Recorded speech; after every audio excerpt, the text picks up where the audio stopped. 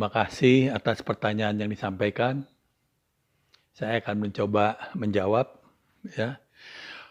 Orang yang menjalani ritual, ya, tetapi kemudian merasa dirinya menjadi seorang yang lebih tinggi dari orang lain, merasa lebih suci dari orang lain, ya. Sebetulnya ia hanya menerima luarnya saja dari ajaran agama, ya. Sesungguhnya orang yang ritualnya semakin banyak, harusnya spiritualnya juga semakin kuat, ya. Jadi kalau cuma ritual tetapi tidak ada perubahan dari dalam dirinya, kecuali merasa lebih super, merasa lebih suci, ya, ya, maka itu tidak ada gunanya menjalani ritual yang demikian. Harus segera diperbaiki, ya. Jadi seseorang yang belajar agama, menjalani ritual dengan tekun, ya, harusnya bisa mempraktekkan ajaran agama dalam kehidupan sehari-hari. Dan seharusnya juga bisa merubah dirinya menjadi lebih baik.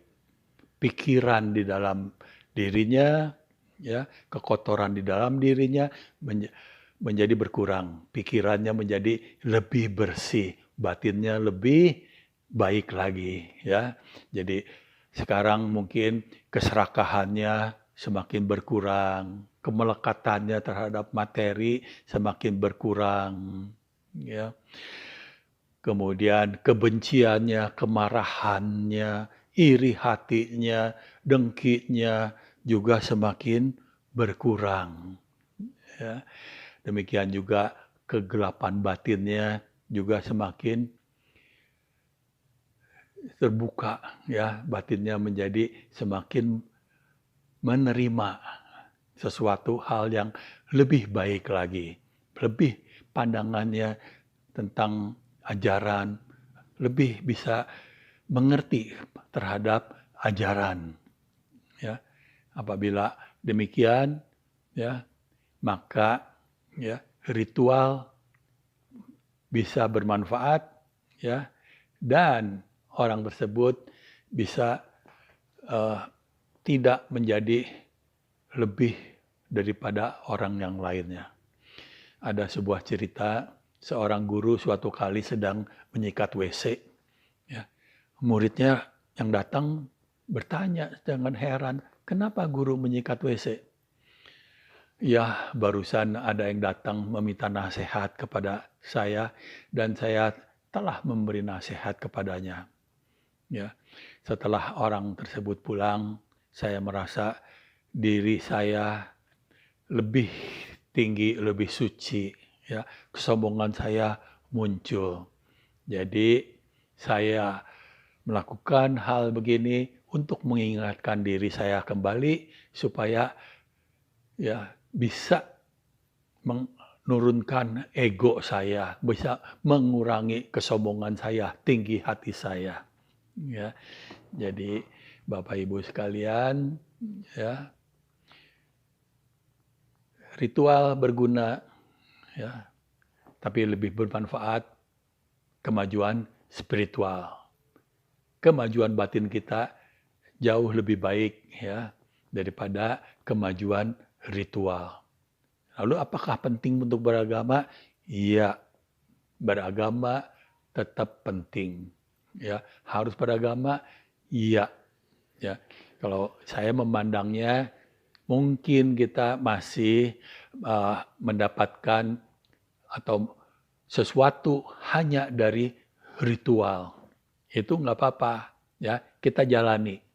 Kita berharap dengan belajar dhamma, belajar kebenaran, ya, mata kita lebih terbuka, pikiran kita lebih terbuka, kita mendapat sesuatu yang lebih dari ritual, ya. Jadi jangan tinggalkan agama, ya, karena melihat contoh orang yang kurang baik, ya, Orang yang sombong tidak bisa dikritik karena sepertinya lebih suci daripada kita, lebih tinggi daripada kita. Ya, tetaplah kita harus beragama. Ya, kelas kita mungkin baru sampai kelas 0, nanti di SD kita sudah lebih mengetahui yang lebih, di SMP, SMA kita lebih mengetahui lebih jelas lagi, pikiran kita lebih terbuka. Demikian juga waktu kuliah, ya. Jadi jangan tinggalkan agama kita, tetaplah jalankan agama, ya, dengan sebaik-baiknya. Semoga ritual kita dan spiritual kita, batin kita akan semakin maju. Terima kasih. Namo Buddhaya.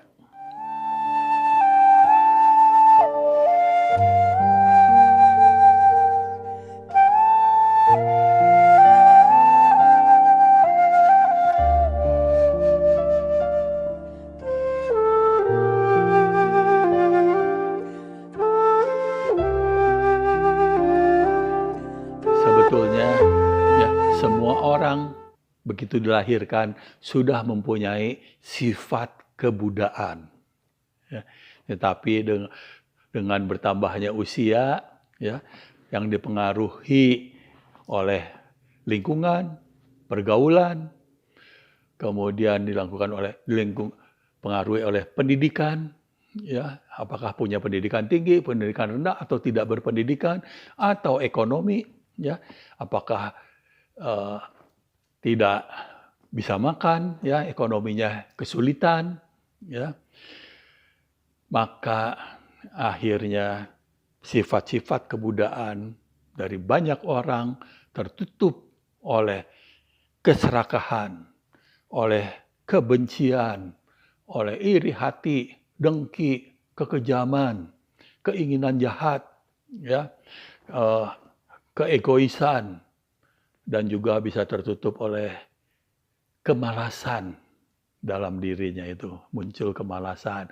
keraguan-raguan, dan selalu merasa rendah diri. Itu semua menutup sifat-sifat kebudaan. Walaupun demikian, tetap masih ada banyak orang yang berperilaku baik. Ya.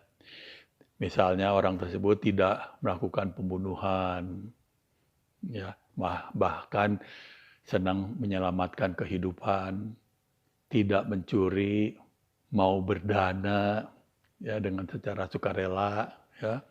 Kemudian ucapannya itu dilakukan dengan lemah lembut, tidak berbohong, tidak menipu, ya, tidak memfitnah, tidak memecah belah, ya. Jadi perilaku yang baik, ya, itu bisa melalui perbuatan, melalui ucapan. Tapi sebetulnya ada satu hal yang penting, yaitu pikiran dan niat yang melatar belakangi dari perbuatan dan ucapan tersebut. Ya. Kalau, ya, pikirannya itu pada waktu melakukan perbuatan tersebut, ya, itu adalah pikiran yang baik, niat yang baik, penuh dengan welas asih, cinta kasih, ya, bebas dari keserakahan, kekejaman, iri hati, ya, maka itu benar-benar bisa kita sebut sebagai perilaku yang baik. Tetapi kalau kita melakukan suatu perbuatan, misalnya berdana tapi tujuannya adalah untuk mencari nama supaya terkenal, misalnya. Atau kita berdana supaya gengsi, malu kalau tidak ikut menyumbang. Atau kita berdana karena di rumah banyak barang-barang yang sudah tidak terpakai lagi. Udahlah buang. Udahlah daripada dibuang, kita danakan, misalnya. Jadi pahala yang dapat dari berdana itu sangat-sangat kecil, ya. Nah, atau misalnya kita menolong seseorang,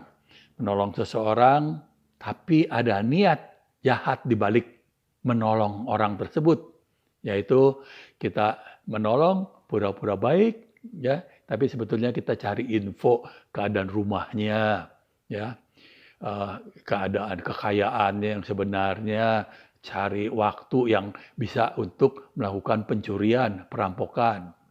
Ya, sampai satu saat akhirnya setelah berapa lama melakukan pencurian, perampokan, atau pembunuhan.